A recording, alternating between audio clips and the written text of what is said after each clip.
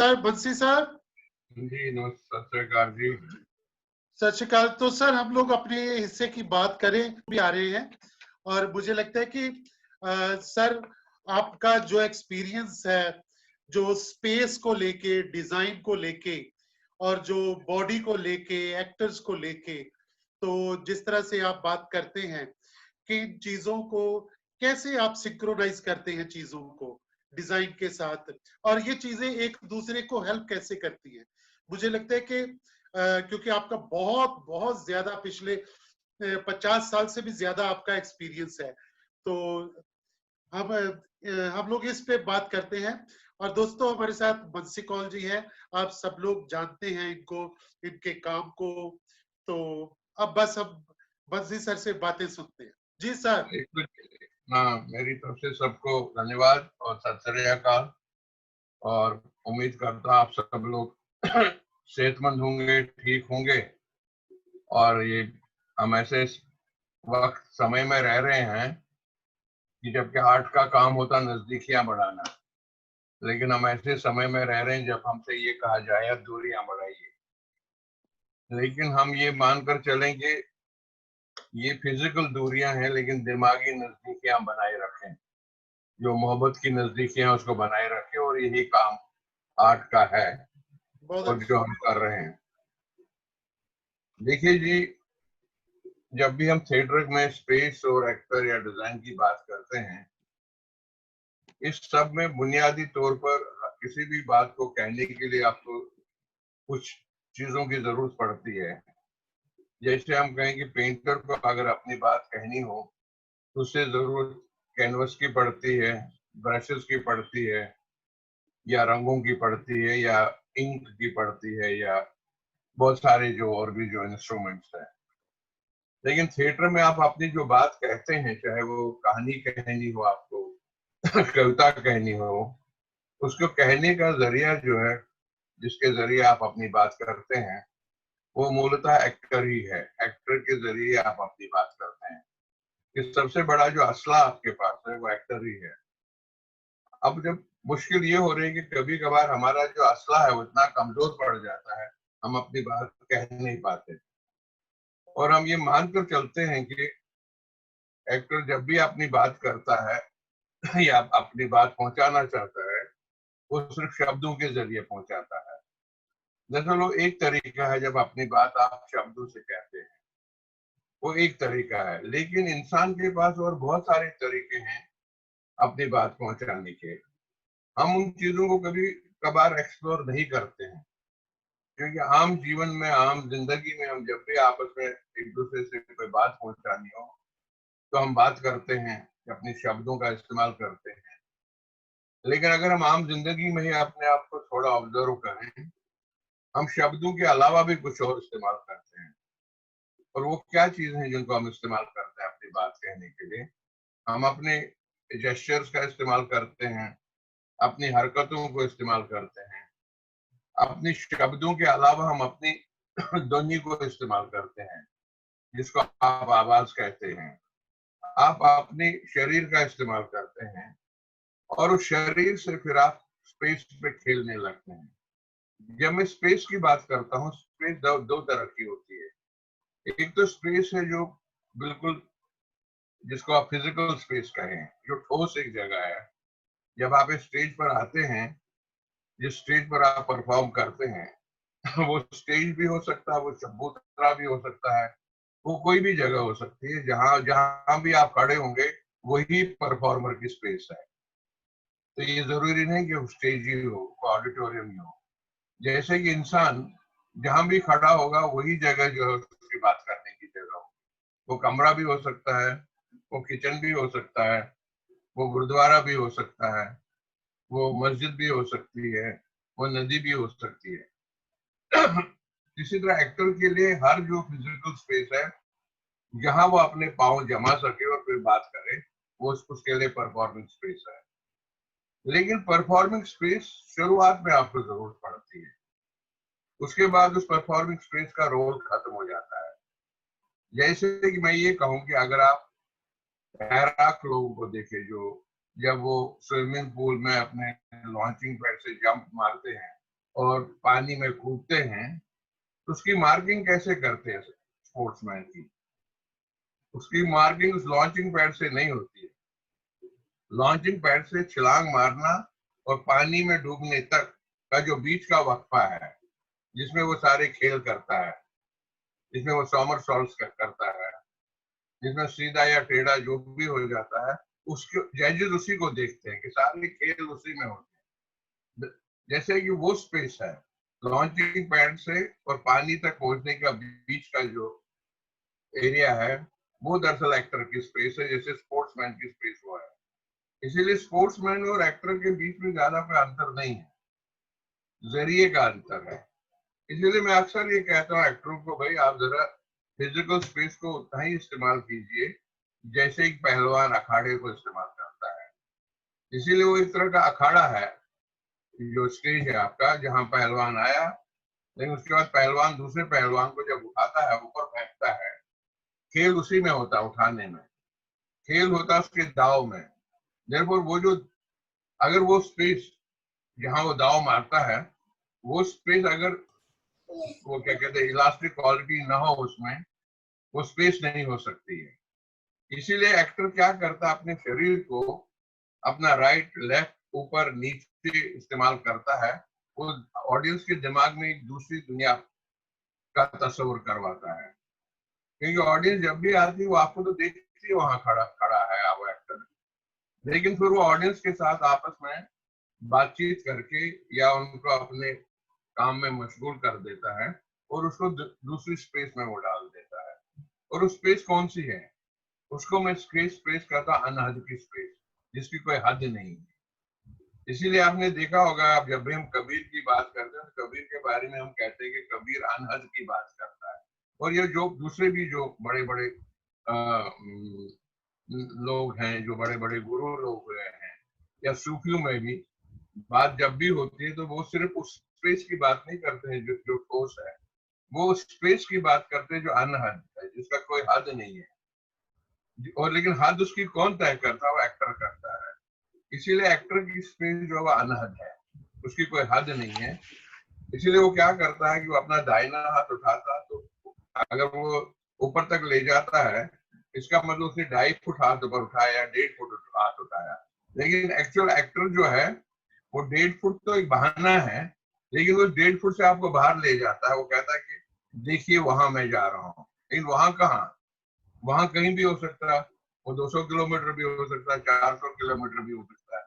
तो तब जो क्या करता है एक्टर, पहले अपने शरीर पर काम करने लगता है, ताकि शरीर जो है वो एक इंस्ट्रूमेंट बने और शरीर जो जितने हिस्से हैं उसको वो असली की तरह इस्तेमाल करें, ताकि वो स्पेस के साथ खेल सके। अब वो स्पेस में जब खेलता है तो उसमें वो एक ज्योमेट्रिकल फॉर्म्स को क्रिएट करता है। जैसे हम कहें कि हम, जैसे आप बैठे हैं अभी, अगर मैं आपको यहाँ से सिर से यहाँ एक रस्सी बांधूं, नीचे तक रखूं, तो आप पता चलेगा कि आप एक त्रिकोण में बैठे हैं, एक ट्रायंगुलर स्पेस में बैठे हैं। हम सब लोग जब बैठते हैं किसी न किसी ज्योमेट्रिकल स्पेस में बैठते हैं। कभी कभी मैं अगर यूं खड़ा हो जाता तो ये क्या कहें आप, एक चौकोर स्पेस में आप खड़े हो जाते हैं। कभी मैं यूं होता हूं, कभी यूं करता हूं, एक एक सर्कल पैदा हो जाता है। इसका मतलब है एक्टर जो है वो लगातार अलग अलग ज्योमेट्रिकल स्पेसेस क्रिएट करता है, अलग अलग तरह की ज्योमेट्रिकल शेप्स क्रिएट करता है। और वो पूरे नाटक में या पूरे वक्त जितनी देर भी परफॉर्मेंस हो रहा है, वो किसी तरह का भी परफॉर्मेंस हो सकता है, तो वो उन ज्योमेट्रिकल शेप्स का इस्तेमाल करता है। जैसे कि आप सड़क पर अगर जाएं और आप अपनी गाड़ी में बैठे और गाड़ी के फ्रेम में से आप खिड़की से देखें, तो आप पूरे शहर को अलग अलग फ्रेम्स में देखते हैं, जिसमें कि आप पूरे शहर को एक एक टैब्लो में देखते हैं, तो एक तरह की झांकियां बन जाती है। इसका मतलब पूरे शहर को आप, अगर वो 3 किलोमीटर है तो 3 किलोमीटर में आप उसको 300 झांकियों में डाल देते हैं। और इसी तरह एक्टर भी जो है, एक्टर एक झांकियां क्रिएट करता है, लेकिन उन झांकियों को फिर वो अलग अलग ज्योमेट्रिकल फॉर्म्स में बांध देता है, जिसके लिए उसको तैयार होना पड़ता है, जिसके लिए वो ट्रेन करता है अपनी बॉडी को। एक्टर जो है वो ऐसी कोई चीज नहीं करता जो नेचुरल उसके साथ होती हो। आम जिंदगी में तो आप कर सकते हैं कि आपके साथ जो कुछ भी हो रहा है वो आदतन हो रहा है, वो नेचुरली हो रहा है आपके साथ। कि आप जब बैठे हैं तो अभी जैसे आप जो है हाथ नीचे रखे थे, अब आपको पता ही नहीं चला, नेचुरल प्रोसेस है। लेकिन एक्टिव स्टेट पर आता है वो नेचुरल नहीं होता है। उसको मालूम है कब मैं यूं बैठा हूं, कब मैं यूं बैठूंगा, कब मैं यूं बैठूंगा, विच मीन्स कि उसने तैयारी की है इसकी। उसकी हर हरकत जो है उसके पीछे एक सोच है, उस हर हरकत के पीछे एक एक क्या कहते हैं, कोई कथा है, कोई कहानी है। इसीलिए वो अननेसेसरली कुछ नहीं करता है। इसीलिए जो एक्टर है वो चीजों को प्रिसाइजली करना चाहता है। और आम जीवन में शायद हो सकता है आपने नहीं किया, जैसे मैं आपको देख रहा हूँ, आप अभी यूं हाथ रखे थे, फिर आपने उंगलियां यूं की, ये नेचुरली हो रहा है। लेकिन एक्टर अगर चाहे तो यूं ही करे, हो सकता है इन उंगलियों का इस्तेमाल ना करे, क्योंकि उसको लगता है मुझे जरूरत नहीं इसकी। क्योंकि वो तभी करेगा जो यूं बैठकर अगर वो ऑडियंस से बात कर रहा है, उसका ऑडियंस का अटेंशन एक स्पेस से डाइवर्ट करना, वो यूं कहता है, यूं बात करते हो आपको कहता है देखिए वो वहां कुछ हुआ। तो उसने आपको ट्रैवल करवाया इस हाथ से यूं करके और कहा कि वो देखिए। तो अभी तक आपके चेहरे पर देख रहा था, चेहरे से वो फिर आपके माथे पर आ गया और माथे से आपने उसको फटाफट उड़ा दिया, कहूंगा कि वो देखिए तो कहीं और लगती ऑडियंस। और जब वो वहां देखता है फिर उसको आप उसको कहते हैं कि नहीं नहीं आप हरमिंदर साहब की ओर देखिए, तो उस वक्त जो ऑडियंस है, ऑडियंस में बैठे हुए वो हरमिंदर साहब चले जाते हैं। इसके मतलब कि उसके दिमाग में जो है आप वहाँ जो गोल्डन गोल्डन टेम्पल की इमेज क्रिएट करते हैं, वो उठकर उसका वहां ले जाते हैं। इसी तरह आप एक इमेजिनरी स्पेस और इमेजिनरी इलाका उसके लिए पैदा करते हैं, जो मूलतः एक्टर की स्पेस है। जब भी मैं कहता हूँ कि स्पेस वो नहीं है जिसको हम मानते हैं कि फिजिकल स्पेस। फिजिकल स्पेस में आप क्या करते हैं, सिर्फ फिजिकल स्पेस को आप सिर्फ एक जो, चूंकि वो बहुत ही क्या कहते हैं ठोस एक जगह है, उस ठोस जगह में आप कुछ एलिमेंट्स यूज करते हैं, 3D एलिमेंट्स, जिनको आप सेट डिजाइन कहते हैं। आप कहते हैं कि साहब मैं स्टेज के ऊपर एक कुर्सी रखूं या स्टेज के ऊपर एक प्लेटफॉर्म रखूं या ऊपर से एक कपड़ा लटका दूं, तो आप जो है वर्टिकल लाइंस और हॉरिजॉन्टल लाइंस का एक खेल करने लगते हैं जो आप एक सेट डिजाइन के तौर पर आप इस्तेमाल करते हैं। लेकिन परफॉर्मेंस के दौरान करते करते अंत में उन चीजों को कोई मतलब नहीं रहता है, वो गून हो जाते हैं। वो शुरुआती समय में आपको लगता है हाँ साहब ये जो प्ले हो रहा है ये किसी मेले में हो रहा है, क्योंकि आपने एक मेला क्रिएट किया। फिर आप उस मेले में नहीं रहते हैं, उस मेले से फिर आपको ऑडियंस को बाहर ले जाना होता है, नहीं तो प्ले बोरिंग हो जाएगा। क्योंकि देखिए ऑडियंस एक ऐसी चीज है, हम लोग भी जब पंजाब के मेलों में जाते हैं, अगर हम एक ही जगह खड़े हो जाएं तो आप पूरा मेला नहीं देख पाएंगे। तो आप क्या करते हैं, आप मेले में घूमते हैं, आप मेले में ट्रैवल करते हैं, तो आप जो है आप एक तरह से यात्री हो जाते हैं। तो आप यात्री हो जाते हैं तभी ना आप पूरा मेला देख पाते हैं और उस मेले को आप अपने दिमाग में शेप देते हैं और उसको दिमाग में उसकी इमेजेस डाल देते हैं। फिर जब आप घर लौटते हैं या वापस अपने शहर लौटते हैं तो आप दोस्तों से बहस करने लगते हैं कि मैंने मेले में क्या क्या देखा। इसका मतलब है कि अब यहाँ तो जो ऑडियंस है, आपने मेला तो उसके लिए बना दिया है एक सेट डिजाइन के तौर पर। आपने वहां वो जिसमें झूला बना दिया, कुछ चारपाइयां टांग दी, कुछ दुकानें बना दी कुछ लड़कियों को खड़ा कर दिया चूड़ी वाले के चारों तरफ, क्या कहते हैं चरखा रखा या कहीं मटका रखा। तो ये वो इमेजेस आपने क्रिएट की। लेकिन अब जो ऑडियंस है वो आपके उस मेले को नहीं देखना चाहती है, नहीं तो बोर हो जाएगा। तो इसलिए डिजाइन वहीं तक काम आता है, एस्टेब्लिश करने तक कि कौन सी जगह पर आप हैं, जिसको मैं कहता हूँ ठोस डिजाइन। लेकिन असली जो आप उसको, चूंकि वो तो मेले में क्या कहते हैं ट्रैवल करना चाहता है, वो मेले में यात्रा करना चाहता है, वो मेले में घूमना चाहता है। अब वो घूमेगा कैसे, क्योंकि आप उसको घुमाएंगे, क्योंकि अब आप दूसरी स्पेस का इस्तेमाल करते हैं। अब इस दूसरी स्पेस में भी 3 स्पेसेस हैं। एक तो जो ठोस स्पेस है जहाँ खड़े हैं, फिर ठोस स्पेस के बाद एक बीच वाली स्पेस है, फिर बीच वाली स्पेस के बाद जो है तीसरी स्पेस है जो अनाहत है, जिसकी कोई हद नहीं है। क्या आप देखेंगे कि आपके पंजाब में बाजीगर लोग होते हैं, बाजीगर इन 3 स्पेसेस का इस्तेमाल करता है। आपने देखा होगा कि वो एक पोल ले लेते हैं, पोल छाती पर रखता है तो ठोस अपना शरीर इस्तेमाल, नीचे का जो जमीन है उसको ठोस जगह की तरह मानता है, उसके बाद बीच वाली स्पेस में वो पोल रखता है जो कि एक्टर की स्पेस है, उस पर वो चढ़ता है एक्टर, और एंड में जाकर वो जो पोल के एंड पर जाता है, फिर वहां वो अपने खेल करता है क्योंकि जाहिर है कि फिर वो अपने हाथ पैरों का इस्तेमाल करता है। तो इसलिए मैं कहता हूँ एक्टर जो है वो 3 स्पेसेस का यूज करता है, एक तो जो ठोस है, एक जो बीच में है, और एक जो अनहद है। फिर और स्पेसेस चाहे तो वो यूज कर सकता है। अब वो और स्पेसेस कैसे वो इस्तेमाल करता है?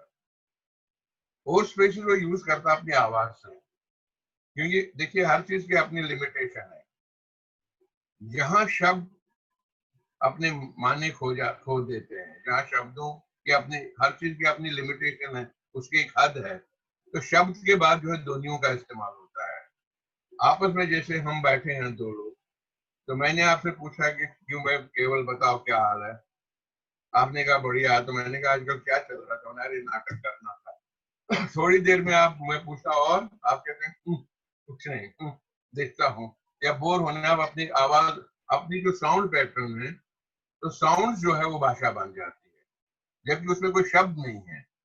तो बेसिकली अल्टीमेट इट इज ध्वनि जो ज्यादा कम्युनिकेट करती है बजाय उस शब्द के। इसलिए शब्द जब अपने मायने खो देता है तो दुनिया शुरू होती है उसके बाद जो है आप कहते हैं कि साहब मुझे अब एक स्पेस को मेजर करना है। तो अब स्पेस को मेजर कैसे करते हैं? आप एक आलाप ले लेते हैं कि आलाप की एक तरह से मेजरमेंट टेप जैसा हो जाता है। आप जितना भी लंबा आलाप ले लेंगे उतना लगेगा कि आप you have gone into the space, you are measuring space. Punjab में इससे ज्यादा खूबसूरत एग्जाम्पल बहुत हैं कि जब भी वहां गायकी होती है या जब भी गाते हैं तो there is always that measuring space through their voice, कि गायकी से वो करते हैं, चाहे वो आप कोई भी गायकी ले लीजिए पंजाब की। और इसका आप देखोगे पहले जमाने में जब, जिनको आप तो सूफी, तो या तो आप सूफी हो सकते हैं, सूफी सिंगर नहीं हो सकते, या तो आप सूफी हो सकते हैं, लेकिन अब क्योंकि हम कहते हैं सूफी सिंगर हो गए हैं, क्योंकि सिंगर तो सिंगर है, वो सूफी का इस्तेमाल करता है, लेकिन वो सूफी नहीं है खुद।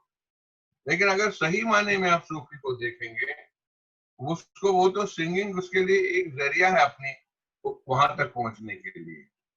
देखो, और आप देखेंगे अक्सर वो बात, जिन्होंने आप फकीर जिन्हें आप करते कहते हैं, आप अक्सर वो जो है बोरे जेस्चर्स का इस्तेमाल करते हैं कि एज इफ वो अपनी बातों से और अपनी गायकी से आपको अल्टीमेट तक पहुंचाना चाहते हैं, जिस अल्टीमेट का हमें मालूम नहीं वो कहाँ है, कितना दूर है, कौन सी जगह पर है, क्योंकि वो अल्टीमेट का कोई मेजरमेंट नहीं है। तो गाते गाते आपको देखेंगे, आपको हाथ ऊपर कर देगा, कहेगा उठे हो देखो, उठे हो देखो। इसी तरह आप देखेंगे जब हम लोगों ने गुरुओं के बारे में भी इमेजिन किया है, उनकी जब इमेजेस बनी हैं, वो इमेजेस दरअसल उनकी पर्सोनिफिकेशन नहीं है। वो इमेजेस जब उनकी बनाई है, अगर आर्टिस्टों ने सोचा उनके बारे में, वो बेसिकली उनकी पूरी बॉडी लैंग्वेज का जो एक बॉडी लैंग्वेज कुछ कहना चाहती है। आप जरा इमेजिन कीजिए सारी तस्वीरें कि जहाँ बॉडी लैंग्वेज से वो बड़ी बातें करते हैं, बहुत बड़ी बड़ी बातें करते हैं, या बहुत ही सटल तरीके से अपनी बात कहते हैं, जो आपने देखा होगा कि हमारे जो गुरु की जो इमेजेस है उसमें there is a particular subtlety. इसीलिए मैं कहता हूँ कि जो फिजिकलिटी है वो पहलवानी नहीं है थिएटर पर, या इसलिए फिजिकलिटी कहना के साथ फिजिकलिटी जो है कि वो एक कुश्ती है स्टेज के ऊपर नहीं, वो एक बहाना है अपनी बॉडी को इस्तेमाल करने का, अपनी जेस्चरों से कोई बात कहने का। लेकिन आप तब भी अपने जेस्चरों से कोई बात कर सकते हैं, एक इमेज क्रिएट कर सकते हैं, एक स्पेस में खेल सकते हैं, जब तक उसमें ठहराव नहीं होगा। और वो ठहराव क्या है? वो ठहराव जो है वो सूफीपन है उसमें। जैसे मैं कहता हूँ कि हर फिजिकल एक्टिविटी करने वाले को सेंट भी होना पड़ता है, उसको मॉन्क भी होना पड़ेगा। कि जब ठहराव फिजिकलिटी तभी संभव है जब उसमें एक सेंट पना भी होगा। इसीलिए अगर आपको देखो, एक शब्द हम यूज करते हैं गुरु गोविंद सिंह जी के बारे में कि सेंट वॉरियर, अक्सर उनके बारे में हम कहते हैं कि जितने वो फिजिकल रहे होंगे, जब भी उन्होंने युद्ध किए होंगे, जब भी उन्होंने नाइंसाफी के बारे में जब जब जो भी लड़ाइयां उन्होंने लड़ी होते हैं, तो हम सेंट क्यों कहते हैं उनको? क्योंकि आप फिजिकलिटी संभव नहीं है without being a very what you call without being a very saintly. क्योंकि आप सेंटलीनेस जो है वो एक तरह से इंटेलेक्चुअल एक्टिविटी, सेंटलीनेस जो है वो एक तरह से अल्टीमेट तक पहुंचने वाला एक असूल है जो एक्टर भी इस्तेमाल करता है। उसका एक्टर का अल्टीमेट क्या है, वो अल्टीमेट अपना तय कर लेता है कि मुझे कहाँ पहुंचना, कहाँ नहीं पहुंचना है। जब और उसको हर बार एक्टर को इस चीजों को देखना चाहिए, अपने आसपास ढूंढना चाहिए उसको। वो अपने खेतों में ढूंढ ले, या वो अपनी सारी इमेजेस क्रिएट कर सकता है। जैसे कि खेतों में जब किसान लोग एक दूसरे को आवाज देते हैं, उस आवाज से आपको अंदाज हो जाता है जिस आदमी को आवाज दे रहा है वो 2 किलोमीटर दूर है या 5 किलोमीटर दूर है। वह आवाज से ना आप तय करेंगे कि ये आवाज इस आदमी ने दी तो कितना दूर है वो बंदा। मान लीजिए आप मुझसे 4 फुट दूर है तो मैं कहूँगा अरे केवल इधर आ। आप मुझसे 10 फुट दूर हैं तो मैं कहूँगा केवल इधर आ। आप मुझसे 100 फुट दूर है, मैं कहूँगा केवल इधर आ। तो बीच में की मेरी एक मेजरमेंट मैंने कर ली। ये एक्टर जो है इस तरह की स्पेसेस का खेल करता है, और इसीलिए मैं इसको कहता हूँ एक्टर जो है वो फिजिकल वो स्पेस सिर्फ उसको न माने जो कि स्टेज है। असली स्पेस जो है वो स्टेज से बाहर है, जिसके लिए वो अपने शरीर को तैयार करता है, अपने माइंड को तैयार करता है, अपनी अपनी वॉइस को तैयार करता है to play with what you, जिसको मैं ये कहता हूँ कि उस स्पेस में खेलना जो स्पेस आपको दिखती नहीं है, और आप ऑडियंसेस को उस स्पेस में ले जाते हैं जो वहां नहीं है, जहां आप परफॉर्म कर रहे हैं वो स्पेस कहीं और है। इसीलिए मैं इसका एग्जांपल देता हूं कि जहां मैं पैदा हुआ था कश्मीर में, मैं जब छोटा था तो जब हम हाँ जब हम हाँ, जब यहाँ वो बर्फ गिरती थी तो हम सुबह जब छोटे बच्चे खिड़कियों पर बैठकर बर्फ देखते थे, तो जो हमारे खिड़की के सामने जो छत थी जो कि बिल्कुल ढलान में थी, उस पर जब बर्फ बिल्कुल सफेद चादर की तरफ भिज जाती थी उसकी छत पर, तो ऐसा लगता था कि भाई 80 फुट बाई 40 फुट का बड़ा कैनवस है। तो वो एक कैनवस बन जाता था। अब उस कैनवस पर क्या होता था, यहाँ तो आप चाइल्ड आप देखते थे उसको, वो आपको बिल्कुल एक सफेद चादर, अचानक उसमें 2 चिड़ियाएं आकर कहीं से उड़ के आ जाती थी। जब वो चिड़ियाएं उसमें खुदक खुदक कर चलती थी तो एक निशान बनाती थी उस बर्फ पर, एक तरह की उस पर कुछ आकार बनाती है, इमेजेस बनाती थी, और वो इमेजेस बनाते हुए अचानक फिर उड़ जाती थी। तो वो मुझे उसमें एक्टर का वो मुझे एक्टर दिखती थी वो चिड़िया, कि एक्टर की तरह आई, एक सफेद चादर पर घूमी, एक उसने अपने क्या कहेंगे एक फॉर्मेशन की, एक जो है सर्कुलर फ्लोर पर इमेजेस बना गई, और जब तक ऑडियंस आपके साथ ट्रैवल करने लगी फिर अचानक आप उसको उड़ जाते हो वहां, तो ऑडियंस जो है कभी यूं देख रहे होते फिर अचानक यूं देखने लगती है। दैट इज व्हाई द चिड़िया बिकम्स अ परफॉर्मर। तब तक दूसरी चिड़िया आ जाती है, वो उसमें दूसरी फॉर्मेशन बनाती है और फिर वो उड़ जाती है दूसरी डायरेक्शन में। इसीलिए जो ये चिड़िया कौन सी डायरेक्शन में उड़ जाएगी वो प्रिडिक्टेबल नहीं है।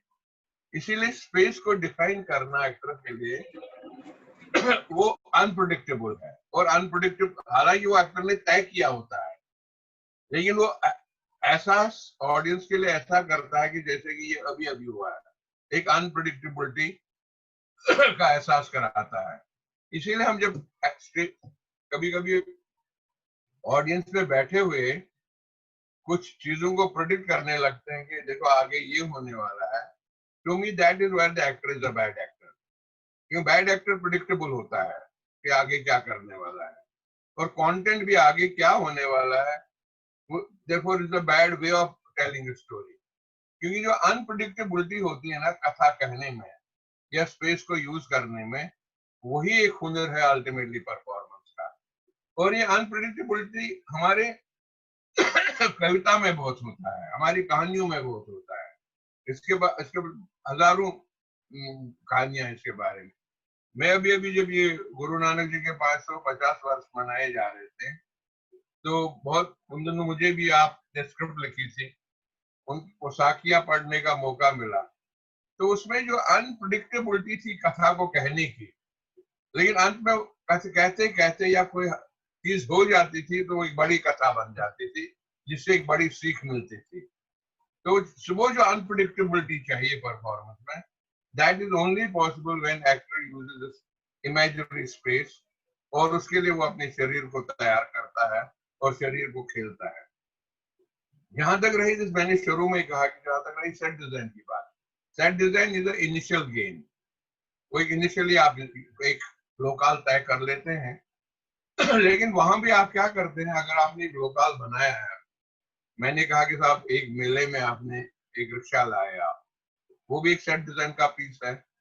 आपने एक साहब वहां ठेला लगाया जिसमें कुछ लोग कोई आदमी वो चूड़ियां बेच रहा है वो भी एक सेट प्रॉप है। लेकिन जब वो प्रॉप स्टेज पर चलने लगता है तो उसमें भी एक मोमेंट तो आप क्रिएट करते ही है ना। देखो मुझे हर बार लगता है कि जब भी आप 3D ऑब्जेक्ट यूज करें स्टेज पर, चाहे वो कपड़ा यूज करें, चाहे वो अलग अलग लकीरें यूज करें, तो कोशिश ये कीजिए कि उनमें भी मूवमेंट हो। अब मूवमेंट का मतलब सिर्फ ये नहीं कि आप उनको हिलाइए, मूवमेंट का मतलब है कि उनमें एक इनबिल्ट आइडिया ऑफ ट्रैवलिंग है। अब वो इनबिल्ट ऑफ ट्रैवलिंग कैसे आप जानेंगे, उसके सबसे बड़ा एग्जांपल है अगर आप इंडियन मिनिएचर पेंटिंग देखेंगे, इसी तरह का आप स्टडी थोड़ा सा भी करेंगे सिख मिनिएचर पेंटिंग, जो सिख मिनिएचर पेंटिंग है, तो सिख मिनिएचर पेंटिंग में जैसे it does not project what you call one जिसको कहते हैं ना एक इमेज। कहीं कहीं वो आपको दिखेगा कि फ्रंट एलिवेशन है, कहीं साइड एलिवेशन है, कहीं टॉप एलिवेशन है। तो ये मल्टीपल एलिवेशन जो है उनसे आप एक पेंटिंग डेवलप करते हैं। इट्स नॉट लाइक जैसे आप यूरोपियन तरीका है पेंटिंग को देखने का, जिसको आप कहते हैं कि वन पॉइंट पर्सपेक्टिव, एक पर्सपेक्टिव नहीं है। इसीलिए इंडियन मिनिएचर्स में, चाहे वो सिख मिनिएचर हो, चाहे कांगड़ा हो, चाहे बसोली है, उनमें एक मल्टीपल पर्सपेक्टिव है, एक पर्सपेक्टिव से वो काम नहीं करते हैं। क्योंकि हमारी आदत है हम लोगों में, हम हर चीज को बहुत सारे पर्सपेक्टिव से देखते हैं।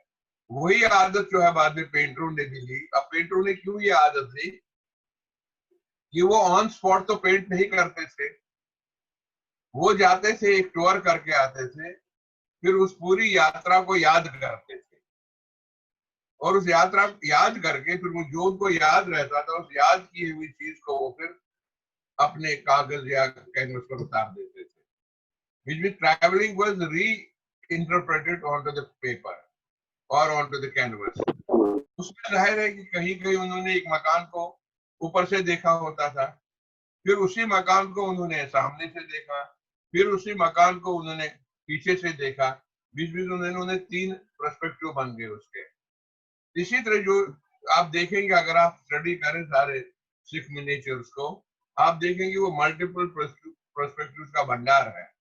और वही मल्टीपल पर्सपेक्टिव अगर हमारे डिजाइन में किसी तरह आ जाए, जिसको हम कहते हैं सेट डिजाइन, तो शायद हमारा आइडिया ऑफ सीनियोग्राफी पूरा बदलेगा, पूरा चीजों को देखने का नजरिया बदलेगा, क्योंकि इसमें एक जबरदस्त मूवमेंट होगी। और तभी हम कहते हैं कि भाई इस पेंटिंग को जो कहते हैं कि भाई इस पेंटिंग में बहुत जबरदस्त मूवमेंट है, इस पेंटिंग में इतनी भाई ऐसा लगता है कोई यात्रा है। यात्रा कैसे होती है? क्योंकि वो पेंटर ने उस यात्रा को इमेजिन किया होता है, फिर वो उसको अलग अलग पर्सपेक्टिव से देखता है और अलग अलग नजरिए से देखकर उन चीजों को अपने पेपर पर उतारता है, जो कि मुझे लगता है कि एक्टर को भी करना चाहिए, और एक्टर करता है, और उसके साथ उसके जो बाकी साथी कलाकार होते हैं वो उसमें उन चीजों को जोड़ते रहते हैं। इसलिए मैंने इन 3 चीजों को इस सेंस में जोड़ा। एक तो जब आते हैं उस चिड़िया की तरह, वो ठोस जगह है, वो परफॉर्मेंस स्पेस हो जाती है, फिर चिड़िया घूमती है, वो अपनी फॉर्मेशन क्रिएट करती है, और फिर जो है आहिस्ता आहिस्ता उड़ती है, वो एक साथ गायब नहीं होती है, एक फ्लाइट ले लेती है, तो आप उसके साथ एक इमेजिनरी ट्रैवल करने लगते हैं। वो एक्टर अपने जेस्चर से करता है या बॉडी से करता है, और फिर वो एक अपनी जो ज्योमेट्रिकल फॉर्म्स क्रिएट करता है, और कभी कभी वो अपनी ज्योमेट्रिकल फॉर्म्स को रिलेट करता है जो पीछे आपने एक 3D सेट क्रिएट किया होता है। अगर उस 3D सेट का कोई मतलब नहीं है, वो तो आपके लिए मुसीबत भी हो सकती है।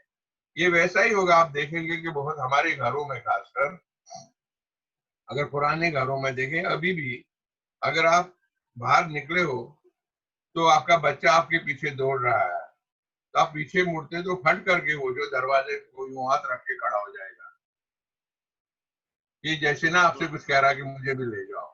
तो देयरफॉर उसने उस फ्रेम को इस्तेमाल किया, उसने उस फ्रेम को जो अपना फ्रेम बना लिया। जब तक आप पहले तो आपने फ्रेम को सिर्फ देखा, यूं उसके साथ टिक गया वो, तो he has used that design, और उस डिजाइन को उसने मोबिलिटी दी। या कभी कभी आप चलते चलते जो दरवाजे में आप यूं खड़ा करते हैं और दरवाजे छत से या हाथ लगाने लगते हैं उसकी जो दरवाजा है, तो आप एक और आप उसको फ्रेम को, जो आपने एक डिजाइनर ने आपको सिर्फ एक फ्रेम दे दिया है, कहा कि ये खिड़की है, लेकिन उस खिड़की में बाकी एक्टर इस्तेमाल करता है उसकी मोबिलिटी लाने के लिए। वो वहां खिड़की को कैसे इस्तेमाल करता है, कैसे बैठता है, कैसे इसको पकड़ता है, कैसे उसकी वो जो सीख हैं लगे हुए उसको इस्तेमाल करता है, कभी कभी दरवाजों को बंद करता है। देयरफॉर वो डिजाइन में भी एक मोबिलिटी क्रिएट करता है। इसीलिए अक्सर ये माना जाता है कि, या होना भी चाहिए कि देयर इज नो, ऐसा कोई डेड ऑब्जेक्ट नहीं होता स्टेज पर।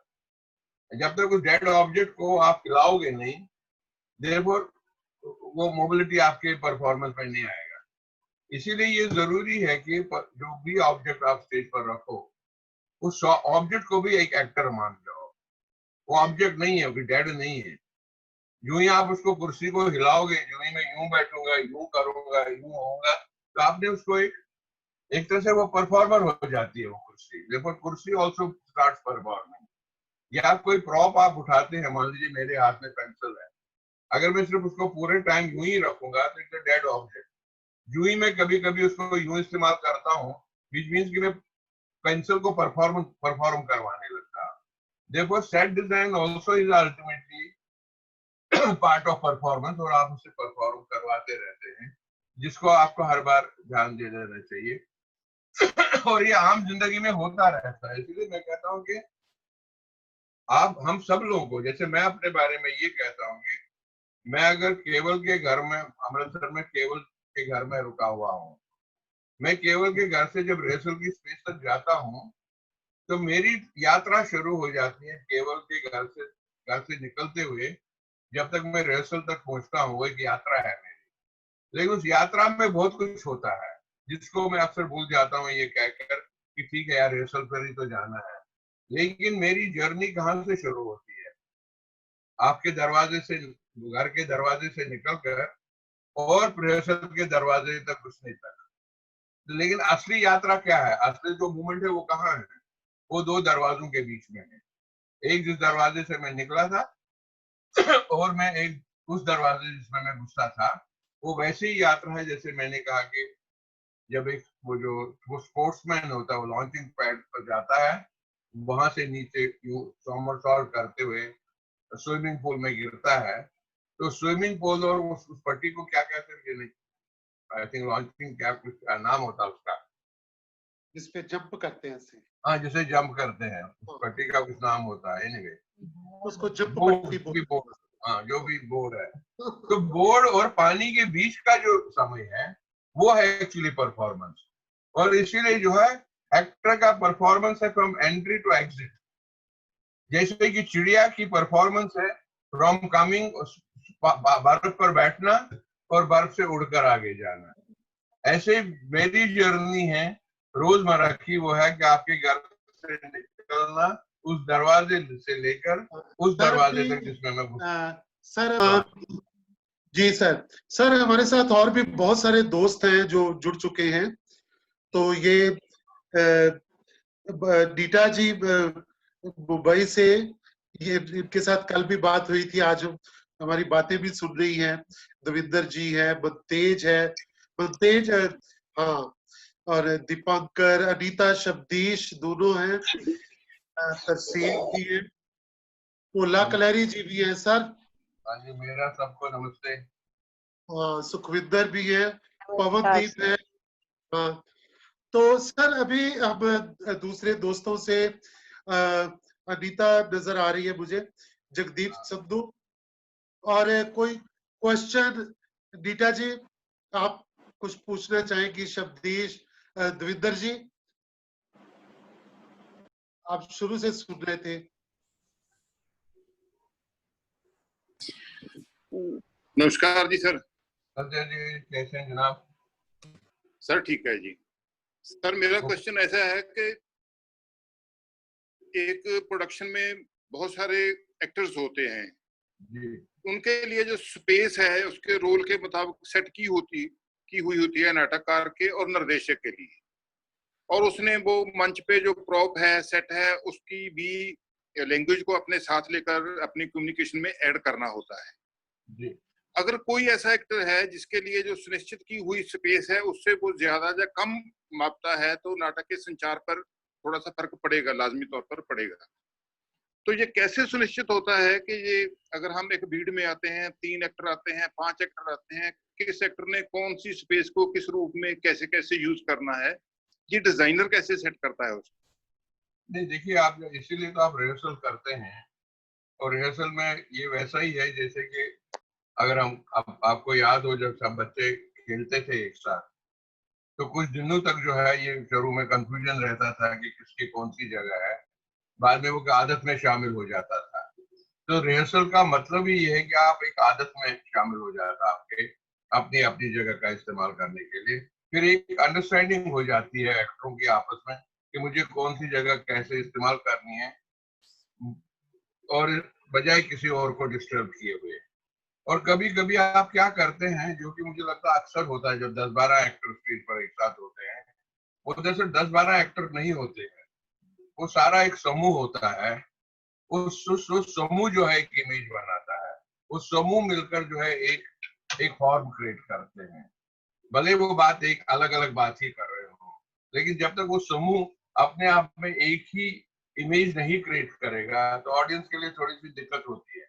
फिर उस इमेज से टूटने के लिए दूसरा एक्टर कोशिश करता है कि जैसे कि आप एक फ्रेम आपने तय किया, उस फ्रेम में आपने 5 लोगों को रखा, अब उस फ्रेम को तोड़ने के लिए तो आप एक एक्टर का कोशिश करता है कि ठीक है मैं इस फ्रेम को तोड़कर दूसरा एक फ्रेम क्रिएट करूं। तो जो बहुत सारे एक्टरों का होना ही है, वहां होना ही इसी बात की निशानी है कि वो फ्रेम्स को बनाते हैं और तोड़ते हैं,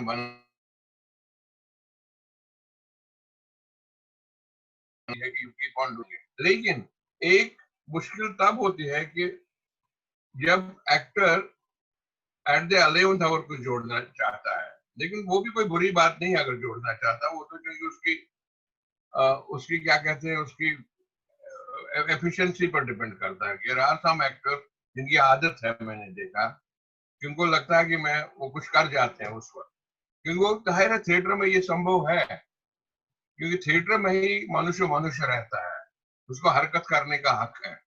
मेरे प्लेस में तो अक्सर ऐसा होता है कि कौन एक्टर क्या कर जाएगा और मैं उसको इजाजत दे देता हूँ, यहाँ तक कि मैं ही क्या खुद कर जाऊंगा मुझे नहीं मालूम। मैं शो के चलते चलते बीच में तो मैं शो देखता नहीं, शो शुरू होता तो मैं बैक स्टेज जाता हूँ, मैं सो जाता हूँ, फिर अचानक उठूंगा, एक नजर मारूंगा क्या हो रहा, और उस वक्त जो एक्टर अंदर आया होता है उसको मैं अक्सर कहता हूँ कि तू इसको ऐसे क्यों नहीं करता, अभी बदल देता है। क्योंकि वो जो बदलना रोज उसको रोज बदलने का जो एक तरीका है परफॉर्मिंग आर्ट में, वही उसकी स्ट्रेंथ भी है। इसीलिए एक शब्द हम यूज करते हैं थिएटर में हम ये नहीं कहते हैं कि मैंने 5 शो किए या 10 शो किए, हम कहते हैं कि मैंने 10 प्रयोग किए। इसीलिए एक शब्द यूज होता है कि मेरा 8वां प्रयोग था, मेरा 50वां प्रयोग था, क्योंकि हर दिन जो परफॉर्मेंस है वो अलग है और उसमें एक बदलाव जरूरी है। और वो इसलिए बदलाव जरूरी है क्योंकि every actor has a right to create his own imagery, otherwise वो डेमोक्रेटिक है। इसीलिए मुझे लगता है कि थिएटर एज अ परफॉर्मेंस बहुत डेमोक्रेटिक होती है, वो किसी इंडिविजुअल को बिलोंग नहीं करती है। Even director also, some directors tend to fix them, like इतना ही करो इतना मत करो। Even directors have to learn to be more democratic with actors, पर इतना भी डेमोक्रेटिक ना हो कि एक एनार्की हो जाए, क्योंकि एनार्की का भी डर होता है। बट समटाइम्स आप एनार्की से भी जैसे आप कभी कभी कैकोफोनी से भी आप एक म्यूजिक डेवलप करते हैं, कभी कभी आप डिलिबरेटली एनार्की को एनेक्ट करते हैं। वो सबसे मुश्किल काम होता है एनार्की को एनेक्ट करना, क्योंकि एनार्की चूंकि वो एनेक्ट करना और उसको खास एक सांचे में डालना सबसे मुश्किल काम है, क्योंकि वहां आपको एक्टर की जो फ्लेक्सिबिलिटी है, एक्टर की जो उसकी जो अपनी क्षमता है अलग अलग चीजें करने की, तो वो उसकी एनार्की में ही आती है। इसीलिए ये democratic way of looking at a certain collective group है।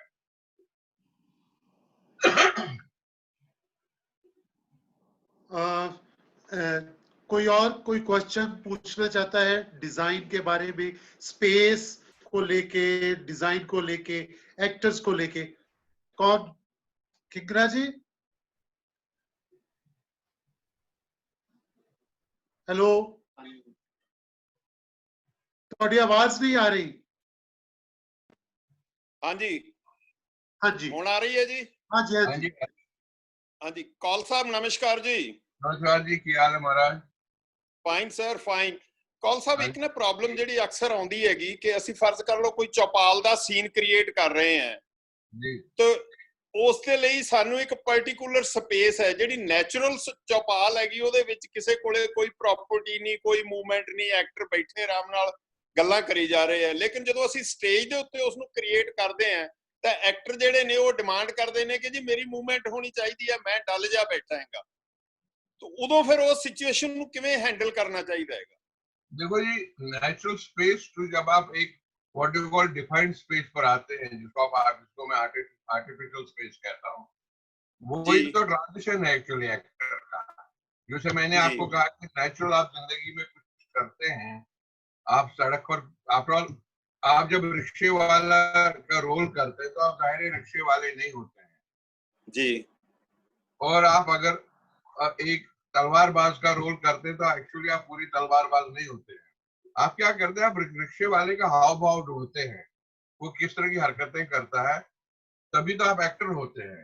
क्या आप दरअसल हकीकत में आप नहीं होते हैं। इसीलिए मैं अक्सर कहता हूँ जो एक्टर है, एक्टर का जो प्रोफेशन है या काम है, वो एक तरह से विस्थापना का प्रोफेशन है। वो अपने आप से रोज अपने आप को विस्थापित करता है, वो डिस्प्लेस करता रहता है रोज अपने आप को, क्योंकि आज वो कुछ है, कल वो कुछ और है। अगर योद्धा का रोल करेगा स्टेज पर तो वो तो हो सकता है वहां उस दिन मार ही दे किसी को, क्योंकि ultimately acting is a profession of pretension. इसीलिए चौपाल का जो एक इमेज है, जो उसका मेटाफर है, आप उस मेटाफर को स्टेज पर लाते हैं। रियलिज्म का प्रॉब्लम यही है, कुछ लोग रियलिज्म को गलत ये समझते, जिसको हम यथार्थवाद कहते हैं, कि यथार्थवाद को सब एज चीज उठा कर ले आए थे।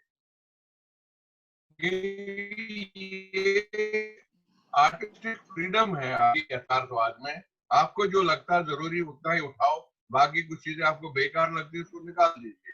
और आर्ट का यथार्थवाद इसी में है। आर्ट का यथार्थवाद ऐसा है, जैसे मुझे लगा कि मेरी दाढ़ी में बहुत सारे सफेद बाल हैं तो मैं उनको निकाल देता हूँ, तो मैं उतने ही रखता हूँ जितनी मुझे जरूरत है। देखो ये फ्रीडम है एक यथार्थवाद में। आप वो सब कुछ नहीं करते जो वहां होता है। अगर आप वो सब कुछ करने लगेंगे, अगर यथार्थवाद में मान लीजिए आम जिंदगी में एक ऐसा कोई जगह है जहां बदबू भी आ रही है, तो आप बदबू को तो स्टेज पर नहीं लाते हैं। जब आप ये फ्रीडम लेते हैं कि बदबू को आप स्टेज पर नहीं ला रहे, जिसका मतलब आप यथार्थवाद से अलग हो गए। कि आप में ये फ्रीडम है चीजों को सिलेक्टिव होने का। वो सिलेक्टिव होने की सेंस बहुत जरूरी होना है कि मुझे कितना चाहिए, कितना नहीं चाहिए, कितना रखना है, अदरवाइज कि हर चीज संभव भी नहीं है। तो इसका मतलब ये हुआ सर कि वो जो एक्टर है उसकी स्पीच वर्क कितना पावरफुल होना चाहिए कि उसको किसी प्रॉपर्टी या किसी मूवमेंट की जरूरत नहीं पड़नी चाहिए। नहीं, स्पीच भी हो सकता वो उतनी जगह हो सकता वो 4 फुट पे 4 फुट की जगह में ही ऐसा एहसास दिला दे आपको कि वो 400 फुट पे 400 फुट लगे, तभी तो अपने शरीर का काम करता वो, तभी तो वो अपने हाथों का जेस्चर का इस्तेमाल करता है। जैसे मैं अभी आपसे बात कर रहा हूँ तो मैं आपकी तरफ हाथ कर रहा हूँ, तो ये तो स्पीच नहीं है ना, ये तो जेस्चर है ना। देखो जेस्चर्स अल्टीमेटली एक बॉडी लैंग्वेज है। या हम आपस में जब कभी कभार जो हाथ भी मिलाते हैं और फिर गले मिलते हैं तब तो हम कुछ बोल नहीं रहे होते ना, तब तो वो गले मिलना ही अपने आप में एक भाषा हो जाती है ना, बॉडी लैंग्वेज है। बॉडी लैंग्वेज आप इस्तेमाल करने लगे। अब बॉडी लैंग्वेज का मतलब है ये नहीं कि आप सर्कस की तरह करने लगे, जब जरूरत होगी तब कीजिए, अदरवाइज रोजमर्रा जिंदगी में हम बॉडी लैंग्वेज का बहुत इस्तेमाल करते हैं। इवन एक सोफे पर भी 2 लोग बैठे हो, ऐसा नहीं कि आप कोई बुत की तरह बैठे रहते हैं, बुत की तरह तो कभी नहीं बैठते। अगर मैं 2 लोग बैठे तब भी हम गर्दन हिलाते हैं, बात करते हैं, तो आप शरीर का इस्तेमाल करते हैं, पोस्चर चेंज करते हैं। अदरवाइज क्या जरूरत है एक्टरों की? मैनिक्विन्स खरीदी जाए तो मैनिक्विन्स को रखा जाए। हो सकता है आने वाले दिनों जैसे यूरोप में हो रहा है वो कि होटलों में उन्होंने क्या किया कि भाई ज्यादा लोग नहीं बैठ सकते हैं रेस्टोरेंट में, अब वहां 40 टेबल लगे हैं ताकि गलती से लोग आकर गलत टेबल पर न बैठ जाएं। उन टेबल पर उन्होंने मैनिक्विन्स बिठाई हुई है ताकि लोगों को लगे कि यहाँ कोई लोग बैठे हैं, और वो खुद बाकी जो कस्टमर है वो दूर बैठता है। वी डोंट नो, हो सकता है आने वाले दिनों में हमें भी करना पड़े, लेकिन एक्टर जो है वो स्टैचू नहीं है, वो मैनिक्विन नहीं है, वो इंसान है।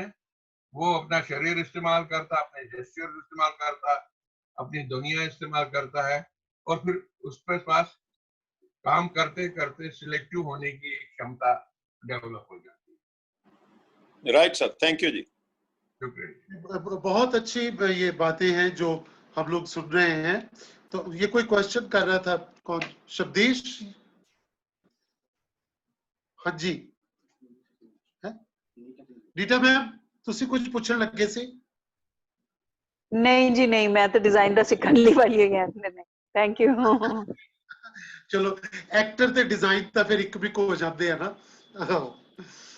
चलो, एक ग्रेट है सर। मैं समझता हूँ कि कुछ एक एग्जांपल, क्योंकि आपने इतना काम किया है, कोई 1 या 2 प्रोडक्शन का कोई एग्जांपल जिसमें जो एक्टर्स के साथ जो आपका डिजाइन जो है वो कैसे, जो हमने देखा है, जैसे आपका सौदागर हमने देखा है, कबीरा हमने देखा है, आपने जब हम शुरू किए थे तो तब का नगारे दी आपने हमारे साथ करवाया था, वो और भी बहुत सारे प्लेस देखे हैं।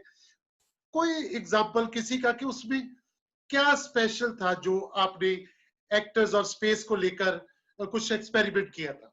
नहीं, देखिए मैं अक्सर कोशिश करता हूँ मेरी प्रोडक्शन में कि मेरी प्रोडक्शन बेसिकली किसी डेफिनेट डिजाइन में फंस न जाए। उसकी वजह ये है क्योंकि हम जिस मुल्क में काम कर रहे हैं उस मुल्क में हम सब लोगों के पास परमानेंट थिएटर नहीं है किसी के पास, और हम लोग छोटे छोटे ग्रुप्स हैं जो ट्रैवलिंग ग्रुप्स हैं, और ऐसा कुछ भी नहीं है कि साहब मैंने एक ऑडिटोरियम में अपनी प्रोडक्शन डिजाइन कर ली, वैसा ही ऑडिटोरियम मुझे कहीं और मिल जाए। इसीलिए मैं अपने प्रोडक्शन को इतना, वो क्या कहते हैं, रस्सी की तरफ, मतलब मेरा प्रोडक्शन रस्सी की तरह होना चाहिए, चाहे जैसे भी उसको बांध दूं।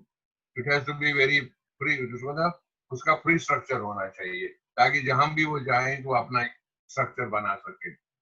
दूसरा, हम जब ट्रैवल करते हैं कि तो can we travel with big things, में वो संभव नहीं है हमारे यहाँ, क्योंकि जितने भी ग्रुप्स हैं पूरे देश में इतने वो संपन्न भी नहीं है और इतने उनके पास पॉसिबिलिटी भी नहीं है कि वो ट्रकों में अपना सामान ले जाए। इसीलिए मैं जो कोशिश करता हूँ कि अपने डिजाइन जो मेरे रहे कि वो एक तरह से रोल हो सके, वो एक तरह से सस्पेंड हो सके, ताकि जब भी मैं जहां भी पहुंच जाऊं तो मैं उनको जो रोल्स की तरह इस्तेमाल कर सकूं। जैसे एक मदारी अपना कपड़ा बिछाता है तो मेरे लिए डिजाइन का उतना ही मतलब है जितना कि आपने कपड़े की तरफ बिछाया और वो एक एलिमेंट ऑफ डिजाइन पैदा हो जाए। दूसरा मुझे लगता है कि मैं मटेरियल्स पर बहुत काम करने की कोशिश करता हूँ, उनको याद करने की कोशिश करता हूँ कि मुझे मालूम है कि भाई अगर मैं अपना प्ले अमृतसर लाऊंगा जहाँ मुझे प्ले करवाएगा जो भी जगह होगी, मुझे ये देखनी पड़ेगी उस जगह में क्या पॉसिबिलिटी है, क्या वो जगह ही अपने आप में सेट डिजाइन बन सकता है क्या। तो इसलिए वो जगह को देखना बहुत जरूरी हो जाता है मेरा। तो उस जगह कभी कभार क्या है, देखिए कुछ स्पेसेस ऐसी होती है, उन स्पेसेस में आप जबरदस्ती जब एलिमेंट ऑफ डिजाइन घुसाते हैं वो उसका एक कॉन्ट्रडिक्शन शुरू हो जाता है। इस लाइक अगर कोई पेड़ है, बहुत ही सुंदर पेड़ है, उस पेड़ के सामने आप एक नकली पेड़ खड़ा कर दे तो वो एक तरह से कॉन्ट्रडिक्शन है। तो आपको ये भी देखना पड़ेगा आप किस स्पेस में काम करेंगे और आप अपने डिजाइन उसी तरह जो है अपनी डिजाइन की वोकैबुलरी उसी तरह बनाएंगे। जैसे इसमें मैंने ये जो जिंदगी और जोंक, तो मुझे जहां भी जो मिलता था, जहां पॉसिबल होता था, तो मैं पूरा फ्लोर को पेंट करते करते ऊपर चला जाता था।